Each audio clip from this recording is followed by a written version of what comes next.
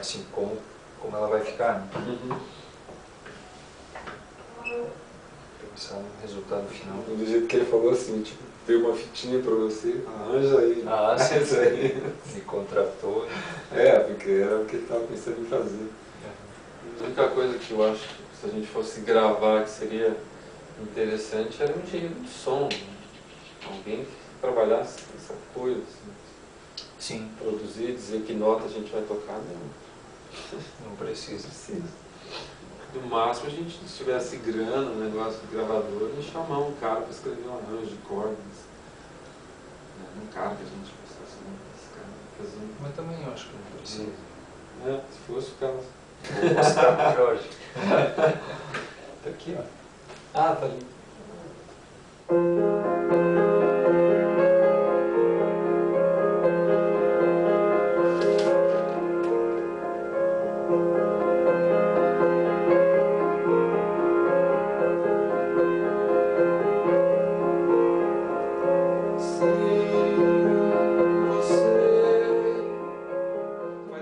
Isso aconteceu por conta de um estreitamento de amizade entre eu e o Nick Nish, porque ele entrou na UFPR um ano depois, ou 2 anos depois.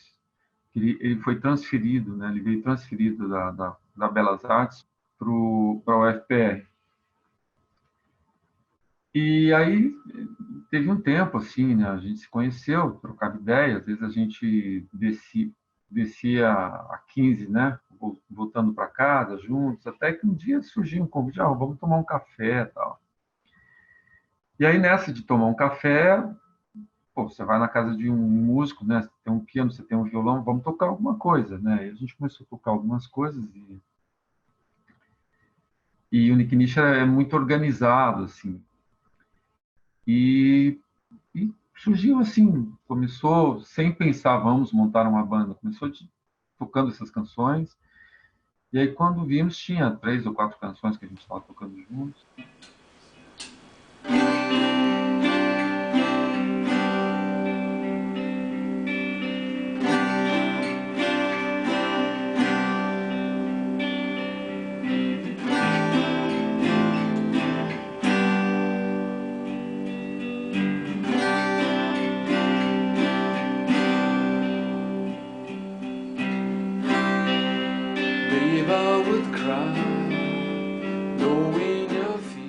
E aí começamos aquela coisa de procurar outros músicos, né?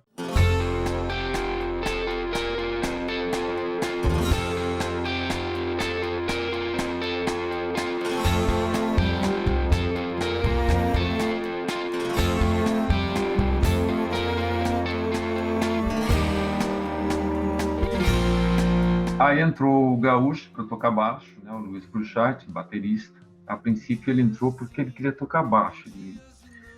Eu convidei ele para tocar bateria, mas ele falou, cara, eu já estou tocando bateria num monte de projeto, eu quero um projeto no qual eu possa tocar baixo para me divertir, para brincar e aprender o instrumento.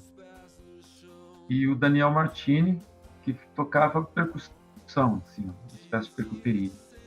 Todo mundo da UFPR.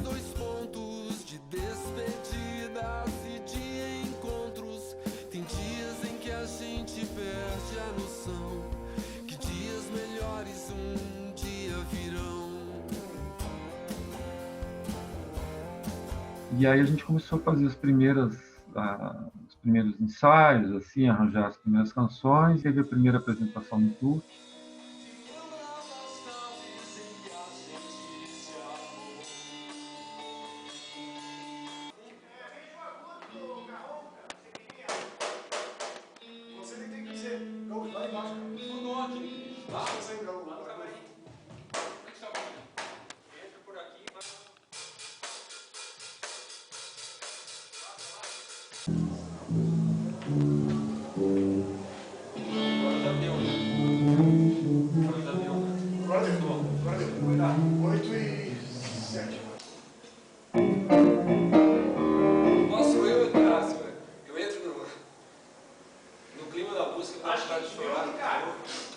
Acho que pode voltar um pouquinho agudo do...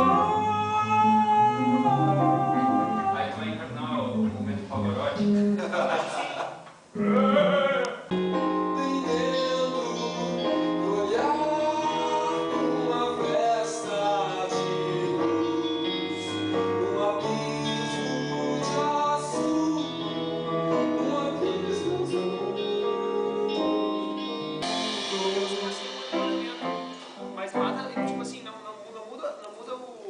pegada que você sempre toca. Porque lá tá saindo, aqui você pode estar tendo a impressão de que não tá, dá vontade de mandar daqui lá pra plateia. Antes que ele saiba. O cirurgião chega assim. Não, vou ter Você tá nervoso? Sim, sim. Mas, pô, eu acho o jeito da cidade não é mais fácil. Cidade é diferente. Ah, tá suando, não. Tá nervoso, cara? Porra, tô. Que massa. Entra aí, entra aí. Por que nervosismo? Ah, nossa. Eu vou ficar sentado porque eu sou muito velho. Se não, também. Larga, não, Galo. Ah, sim. Uau. Sim. Exato, vamos quebrar tudo. Isso aí, né? Cabeçada, né? Vai dar uma hérnia no Tá bom. Onde é que você achou?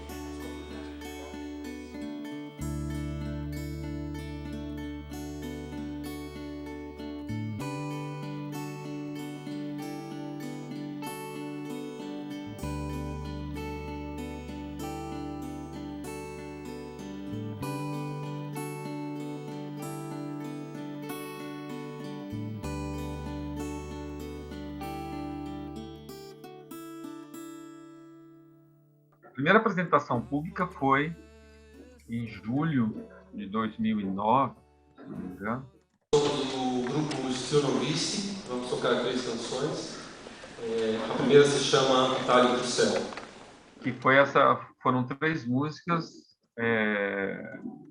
dentro do concerto do coral. Então, o coral abria o concerto deles, cantavam lá 5, 6 peças, e a gente entrava entre um ato e outro, digamos assim. Essa foi a primeira apresentação, a primeira vez que a gente tocou ao vivo.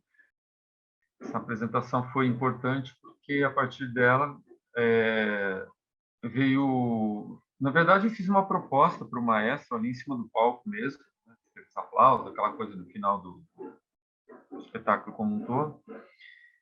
E no fim da noite já tinha acabado o concerto do coral, né?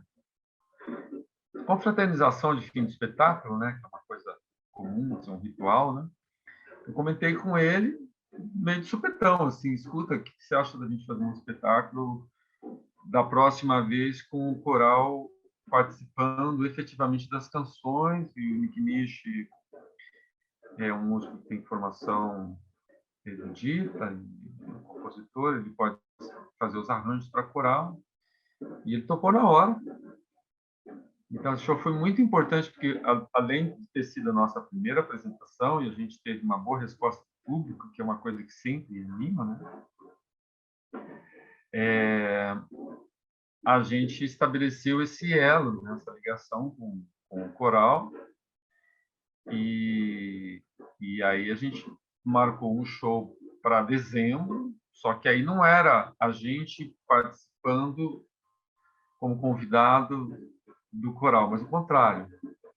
Nosso show e o coral como convidado. A gente inverteu a coisa, né? Ela saiu sem dizer pra onde ia.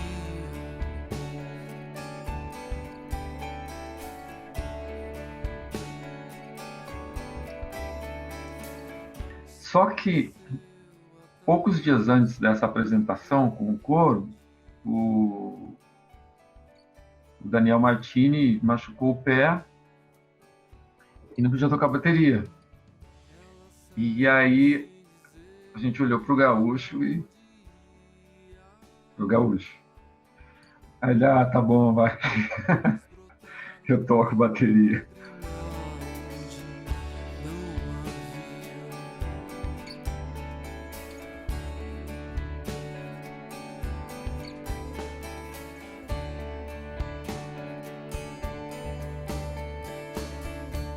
E aí, nunca mais a gente deixou ele sair da bateria, né, cara? Porque o Gaúcho é um baterista fantástico. E aí entrou um outro amigo, o Schubert, também da UFR, do The Arts. Nunca entrou ninguém na banda que não fosse do The Arts. A gente fez uma coisa megalomaníaca, assim, um projeto grande, né? Você tocar no Teatro da Reitoria, para uma banda que estava iniciando. E a gente fez uma arte, assim. Nesse show foi muito importante a ajuda de um amigo chamado Lucas Paixão, que manja de estúdio, de técnicas de gravação, também aluno do The Arts. Então a gente fez uma arte que a gente pediu autorização para usar uns microfones do estúdio da UFR. Não, professor, a gente precisa de uns microfones, pouca coisa e tal. E o que aconteceu é que a gente desceu The Arts inteiro, praticamente. Então foi uma arte, assim. Nunca ninguém ficou sabendo, vai ficar sabendo agora. E foi uma loucura, porque a gente... Essas canções com o coro, o Nick Nish escreveu, a gente passou isso 2 vezes, 2 ensaios de passagem, só com voz e violão do coral, lendo, né? E depois, no dia do show, a gente fez uma passagem antes de abrir para o público. E foi na fogueira, assim, tipo, seja o que Deus quiser. E Deus quis que desse certo. E deu tudo certo. E essa parceria com o maestro Álvaro Nadoni, ela foi muito importante para mim e para o grupo, né? Para mim, assim, porque eu era cantor do coral, né? Só eu. E o maestro foi uma pessoa de extrema importância na minha vida musical, assim, na minha formação como artista. E esse show foi gravado.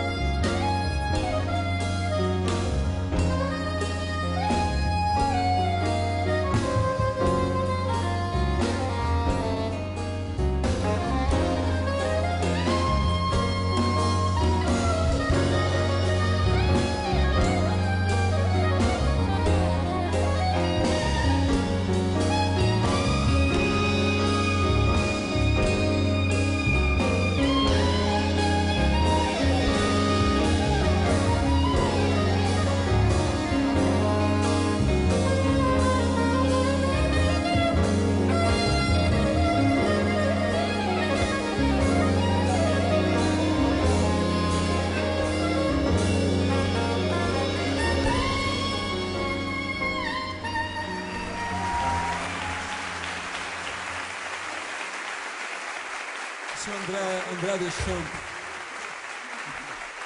Obrigado, André. Então, essas coisas elas são importantes porque você, obviamente, vai criando um currículo, né? Quer dizer, tua primeira apresentação no Teatro da Reitoria, com o coro da universidade, isso já te dá um ganho, né, de currículo, assim, as pessoas já te olham, poxa, né? E depois, quando teve o concerto com o coral, cantando as peças teve duas peças que o coral cantou, que eram poemas do Paulo Leminski, então a gente conseguiu já algumas matérias de jornal, né? Na Gazeta, na Folha do Paraná, né?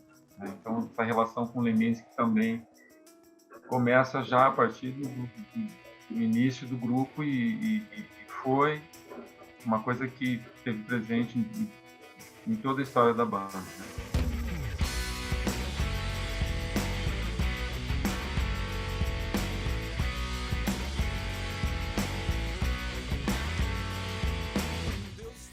E são coisas que ajudaram a sedimentar, né, colocar o nome do grupo na cidade, pelo menos entre as pessoas do meio, né?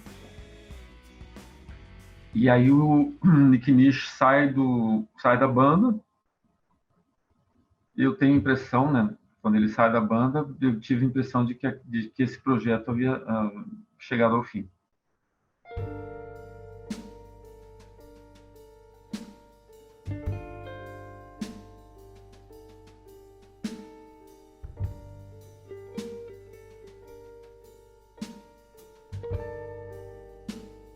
Nesse período, tinha feito amizade com o Jorge Falcon, que é um músico argentino que viveu no Brasil durante vários anos aqui em Curitiba, que tinha um trabalho com o Vadeco e os Astronautas e com muitos outros músicos. Muita gente daqui. Produziu vários discos. E nessas conversas com ele me contou sobre a existência de editais, possibilidades na Fundação Cultural e tal. E o Jorge tinha passado, junto com o Vadeco, um projeto na Fundação Cultural chamado Bandas Fora da Garagem. O EP aconteceu por conta de um projeto do Jorge Falcon, que está tocando hoje com a gente, junto com o Vadeco. Era um projeto chamado Bandas Fora da Garagem. Então, era um projeto interessante porque ele era todo feito em estúdio. Não era aquele projeto que as bandas iam para o Tuque e gravavam meio que ao vivo. Era um projeto para gravar em estúdio mesmo, com cuidado e tal. E foi uma correria porque a gente tinha que gravar 5 canções, gravar, mixar, masterizar em 48 horas. Então, o EP foi feito praticamente ao vivo. Aí entrou o Fábio Bujan no lugar do Nick Nish, né? Para tocar guitarra. E aí essa, digamos assim, seria a terceira formação, né? Com a qual a gente grava o primeiro EP. A gravação tinha um desafio, gravar 5 músicas, gravar, mixar, masterizar em 40 horas. E isso para quem é do meio musical, sabe que isso é um desafio e tanto, né? Muito pouco tempo para fazer essas coisas todas, né? Então na verdade, a gente fez 2 ensaios e foi para o estúdio e gravamos já com essa formação, né? Com o Abu na guitarra. Os arranjos foram escritos por mim, o Jorge ajudou também, o Abu também ajudou, o Gaúcho, todo mundo, né? Os arranjos eles surgem a partir da música, mas com as intenções individuais que cada um coloca no grupo. E depois desse EP tem uma série de shows.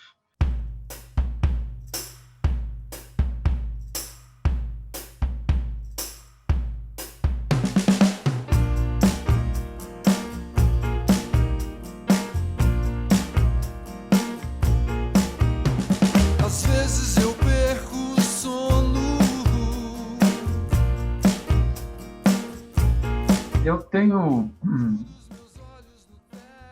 bastante orgulho desse primeiro trabalho, assim, levando em consideração todas as dificuldades que a gente venceu. E acho que trabalho do Jorge na canção Não Deu no New York Times, que foi uma canção que foi especial para ele, foi onde ele trabalhou mais. Ele trabalhou em casa nessa canção. Nessa canção, as 40 horas ficaram um pouco de fora. Assim. Eu acho que é uma das melhores canções do disco.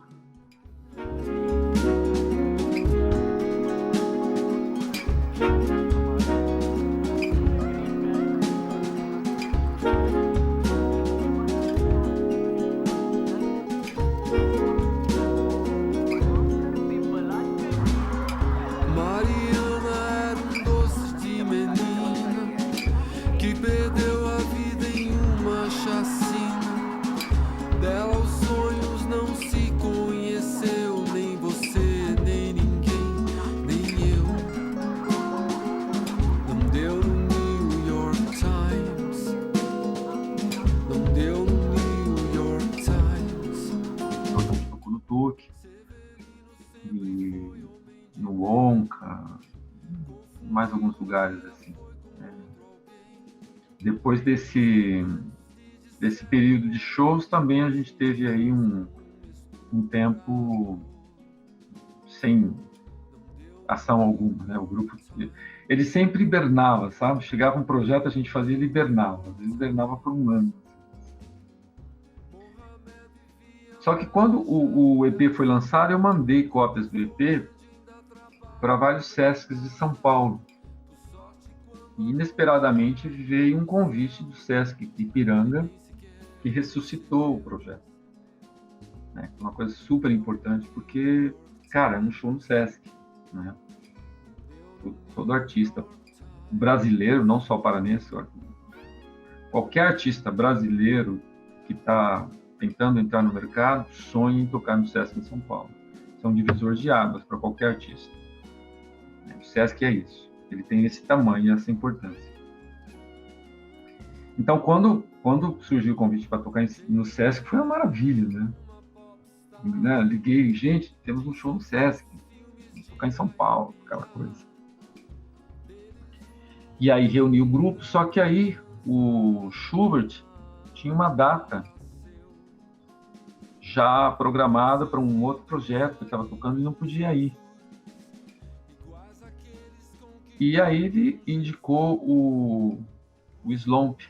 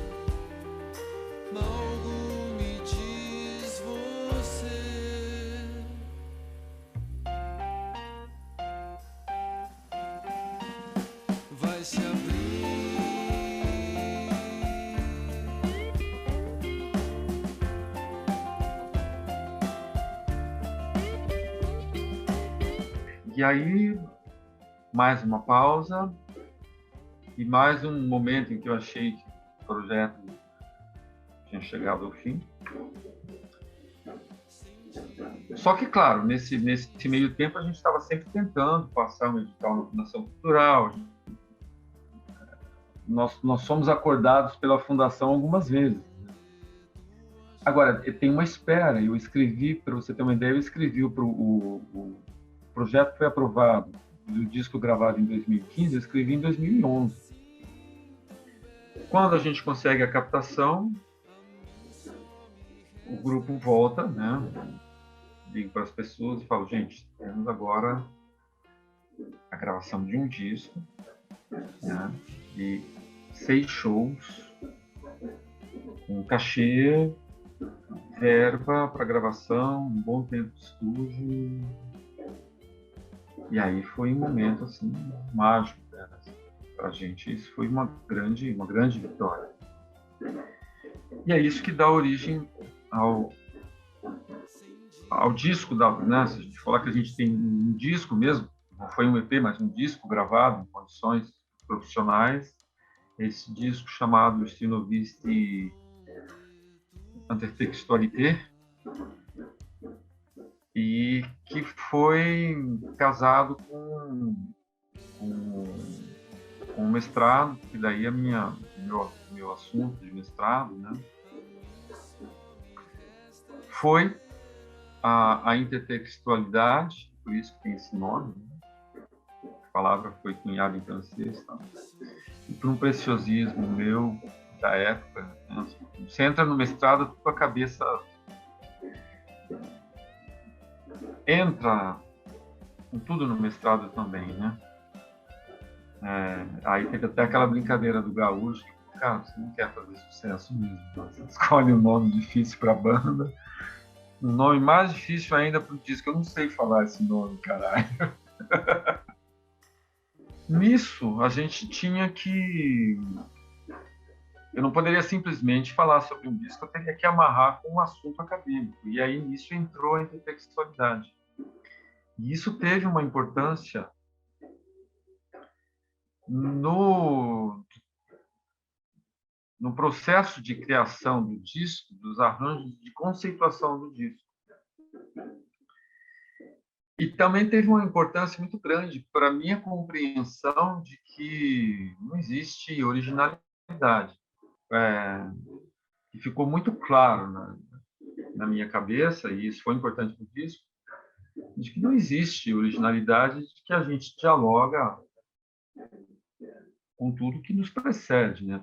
Você ouve, que você retrabalha, mas analisando você percebe de onde vem cada coisa. Isso ficou uma coisa tão fácil na minha cabeça depois que eu olho para uma canção minha ou para uma canção de outra pessoa e eu já vejo de onde vem cada coisa, quase. Mas a gente teve que amarrar mais conceitualmente algumas coisas. E isso foi importante, no sentido de que no arranjo do disco eu teria que ter certos elementos que se repetissem para amarrar conceitualmente no texto do mestrado, né? E essa coisa de ter que amarrar o mestrado, conceituar o mestrado, né? E o disco ajudou no processo de construção do disco. E isso fez com que eu tomasse o disco muito para mim, né? Porque o disco, a partir do momento em que eu tinha um mestrado para escrever, um disco para juntar com essas ideias de mestrado, eu tive que me tornar mais dono do meu disco no sentido em que eu acabei ocupando um pouco a posição que até então era do Jorge, de produtor do disco. Como o Jorge também é uma pessoa de academia, a gente, num primeiro momento, a gente conversou sobre essas questões e conseguiu fechar algumas ideias, assim, né? Tipo, a gente tinha amarrado uma coisa a gente pensava em elementos como minimalismo, que já era uma parte da linguagem do grupo. A gente tinha pensado em coisas ternárias, né? 3/2, né, elementos musicais, assim, uma tercina sobre uma cocheia que a gente usaria nos arranjos. E aí veio a questão do intertexto, e isso foi uma coisa, tanto para falar, conforme eu comecei a estudar intertextualidade, eu descobri o dialogismo, e aí foi interessante porque eu não precisei tanto pensar em fazer intertextos, mas sim perceber os intertextos que já existiam nas canções e que eram inevitáveis.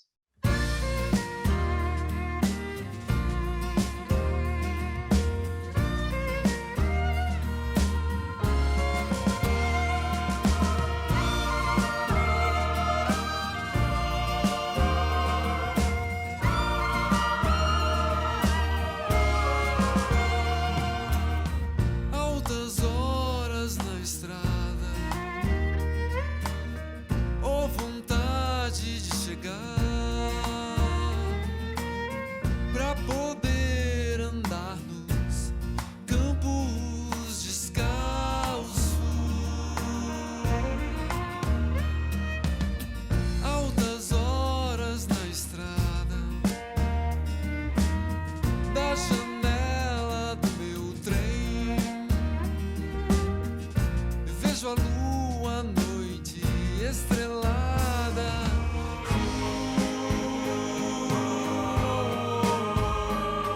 Me faz tão bem.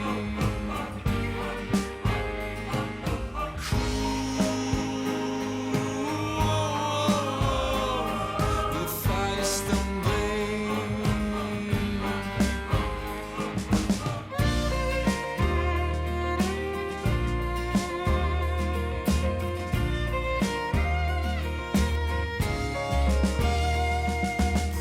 Altas horas na estrada, mas um pouco eu chego lá. Faz tempo que não vejo rosa. Será que Rosa vem me ver na estação? Na estação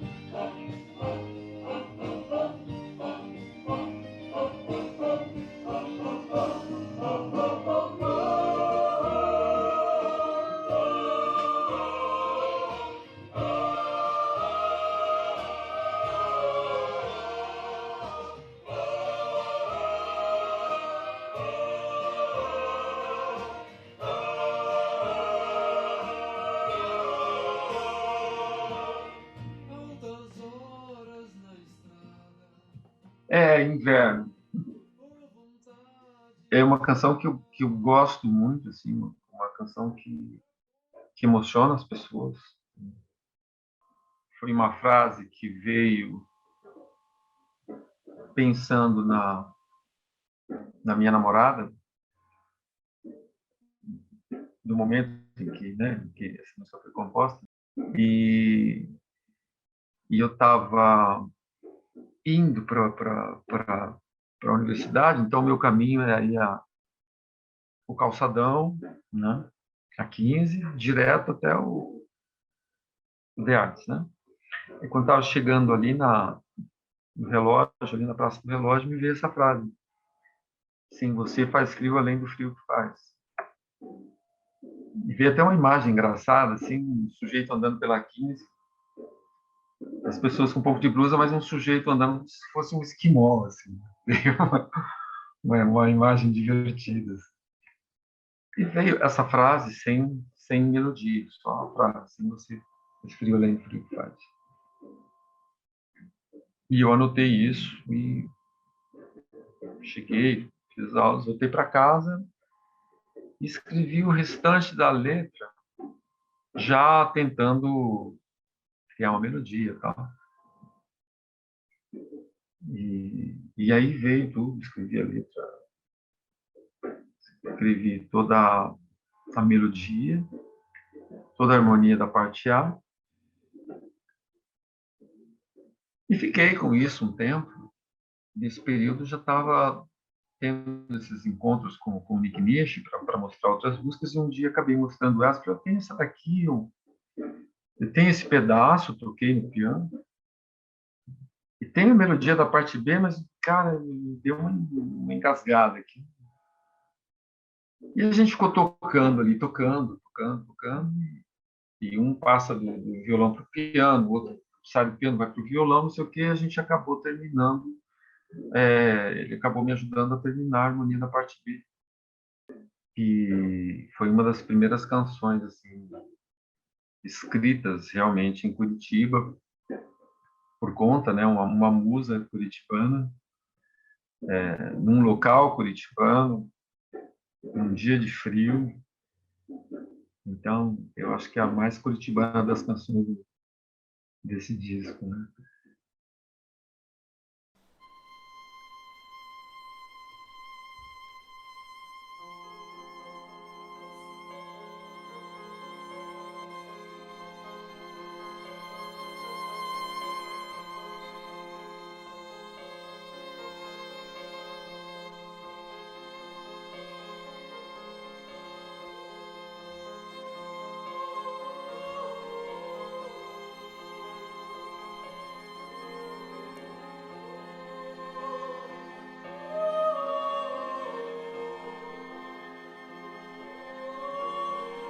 Sem você faz frio além do frio que faz.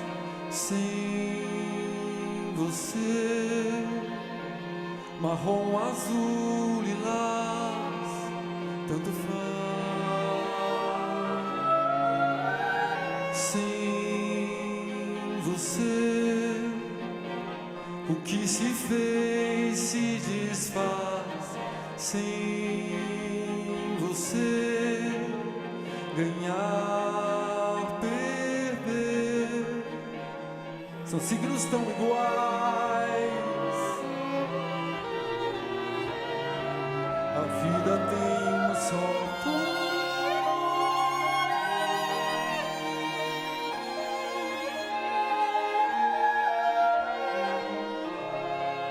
A vida tem um som.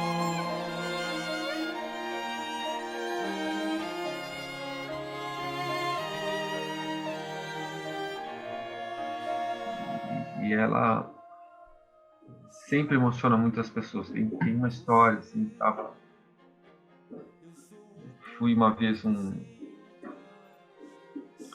Aqui em Curitiba tem o Mário Barbosa e o Mauro Barbosa, são dois irmãos, o Mário é compositor. E um dia eu fui convidado para almoçar na casa deles, que eles foram ao show no Paço da Liberdade, gostaram muito, me convidaram e tal. E a gente estava conversando, tomando vinho, comendo, porque um deles é cozinheiro, assim, aquela coisa que você está na cozinha. E o disco, a gente estava comendo já, e o disco rodando ali, né, rodando, modo de dizer. E começou a tocar Inverno, e parou tudo, assim, tipo, silêncio total, assim. E o Mauro começou a chorar, assim, tipo...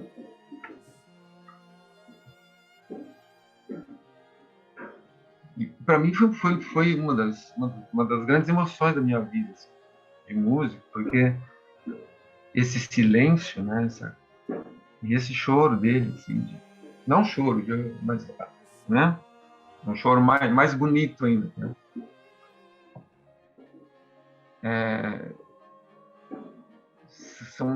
São coisas assim, são muito importantes na vida de um artista, né? Você perceber que o que você fez toca as pessoas, emociona as pessoas. Então, são uma cena assim que eu sempre leio e me emociona, assim, deixa meio... Porque é muito forte isso, né? E isso aconteceu com outras pessoas. Então, essa canção é uma canção assim, que eu tenho um show por ela. Assim. E a voz da Cris, né? Cris é uma cantora maravilhosa. Assim.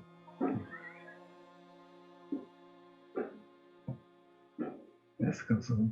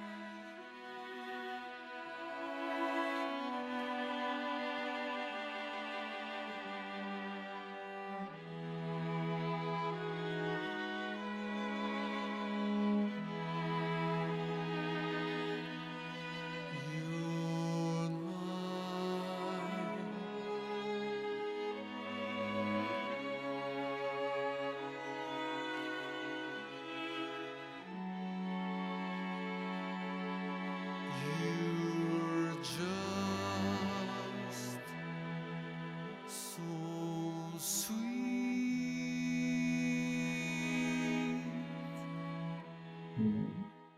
Daí, enfim, daí veio a ideia de passar um tempo fora de Curitiba. E aí veio pandemia, né? 2 anos de pandemia. E agora a gente me parece claro que o grupo acabou, assim, né? Que esse projeto é um projeto que teve o seu tempo de vida. E a ideia de fazer esse documentário para mostrar essa trajetória, para mostrar que teve esse grupo que fez esse trabalho, que essas canções estão aí.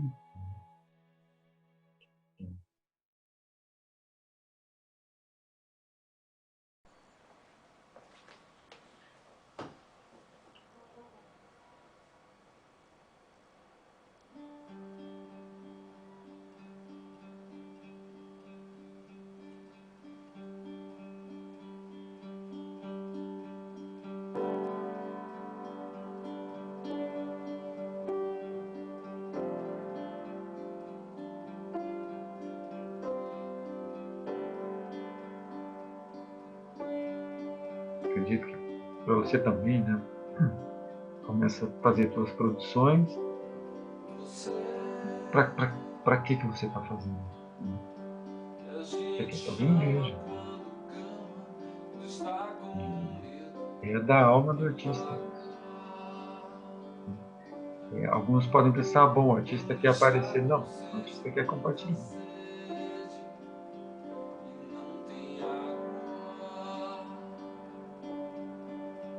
Seria a morte, então, né? Essas estrelas que a gente vê já morreram há milhões de anos, então aí não dá.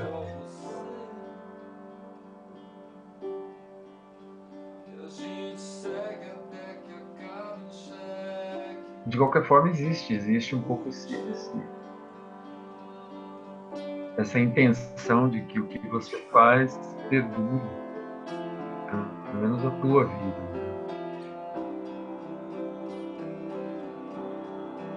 A pandemia, ela fez com que a gente pensasse uma coisa que,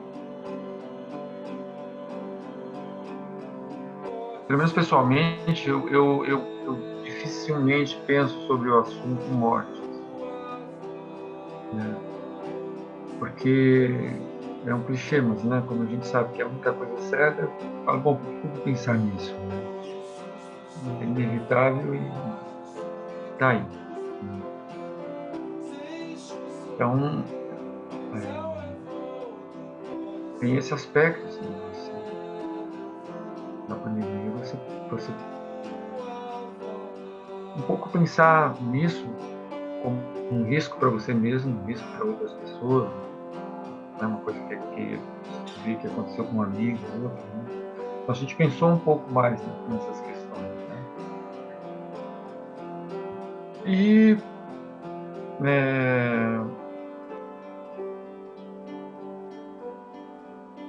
tem um pouco isso, assim, você olhar para as coisas que você fez, né? Fazer um balanço, né?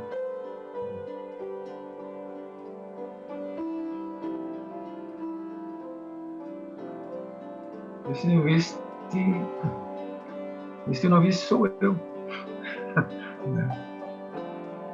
E os outros também são. Mas para mim, talvez um pouco mais, assim, porque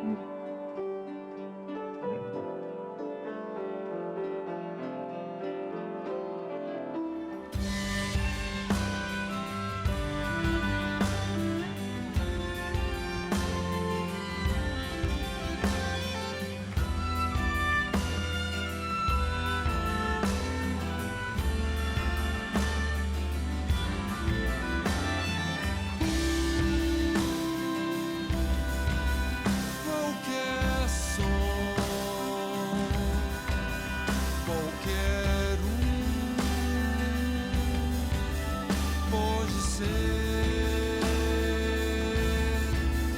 tua voz, teu zum zum zum, todo susto sob a forma de um súbito arbusto, sem som.